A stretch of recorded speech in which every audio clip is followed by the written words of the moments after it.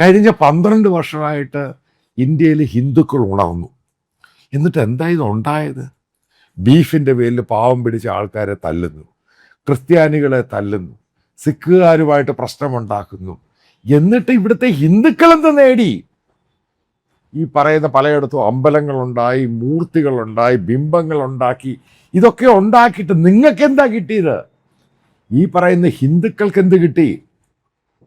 12 വർഷത്തെ കണക്കെടുക്കുക. ഏറ്റവും കൂടുതൽ ഇന്ത്യക്കാർ ഇന്ത്യയിൽ നിന്ന് പുറത്തേക്ക് പോയ വർഷങ്ങൾ. എന്താ കാര്യം? ഉണർന്ന ഇന്ത്യയിൽ നിന്നാണ് പുറത്തോട്ട് പോയേക്കുന്നത്. ഈ പുറത്ത് പോയി കഴിഞ്ഞാൽ അവിടെ ഇന്ത്യ ഉണ്ടാക്കാൻ പോയി, ഹിന്ദുവിനെ ഉണ്ടാക്കാൻ പോയി. എന്നിട്ട് അവന്മാരെ തിരിച്ചിങ്ങോട്ട് വിടാൻ തുടങ്ങി. അതാണ് H1B മറ്റുള്ള വിസയും. ലോകത്തിൻ്റെ പല രാജ്യങ്ങളിൽ ഇപ്പോൾ ഇന്ത്യക്കാരെ കണ്ണെടുത്താൽ കണ്ടുകൂടാ. കാര്യം എന്താ? ഹിന്ദു ഉണർന്നു. കാരണം ഹിന്ദു ഉണർന്നു കഴിഞ്ഞപ്പോൾ ഈ പറയുന്ന പാവം പിടിച്ച ദളിതുകാരെയും ക്രിസ്ത്യാനികളെ അറ്റാക്ക് ചെയ്തു. അപ്പം മറ്റവന്മാർ നോക്കിയിരിക്കുക, നീ എന്തുവാ ചെയ്യുന്നതെന്ന്. അതുകൊണ്ടാണ് RSSകാരന്മാരെ പിടിച്ചവിടെ ക്വസ്റ്റ്യൻ ചെയ്ത അമേരിക്കയിൽ. ഇതാണ് ഇന്ത്യക്കാർക്കെതിരെ ഹെയ്റ്റ് ക്യാമ്പയിൻ ഉണ്ടാവുന്നത്.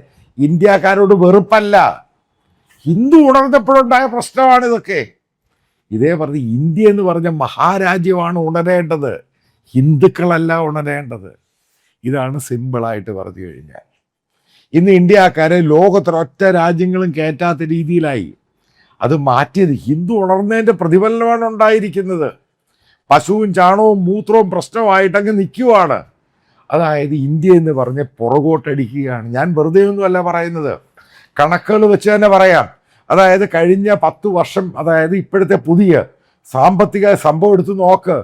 ഇന്ത്യയുടെ ഫിനാൻസ് സെക്രട്ടറി പഴയ ഫിനാൻസ് സെക്രട്ടറി പറഞ്ഞെടുത്ത് നോക്ക്. അതേപോലെ സുജീർ മേത്ത, മറ്റൊരു എക്കണോമിസ്റ്റ്, അദ്ദേഹം പറഞ്ഞു നോക്ക്. ഏകദേശം $50 ബില്യൺ ഇന്ത്യയിൽ നിന്നും തിരിച്ചുപോയി. അതായത് സ്റ്റോക്ക് മാർക്കറ്റിൽ ഇക്വിറ്റിയിൽ നിന്ന് തിരിച്ചുപോയി. ഇതാണ് ഉണർന്ന ഇന്ത്യ. ഉണർന്ന ഹിന്ദു.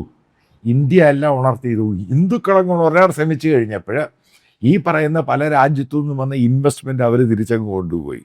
ഇത്രയേ ഉള്ളൂ സംഭവം. അതായത് ഇന്ത്യ എന്ന് പറയുന്നൊരു മഹാരാജ്യമാണ്. നമുക്ക് പല മതങ്ങളുണ്ട്, ജാതികളുണ്ട്, ഭാഷകളുണ്ട്, സംസ്കാരങ്ങളുണ്ട്, ഭക്ഷണമുണ്ട്.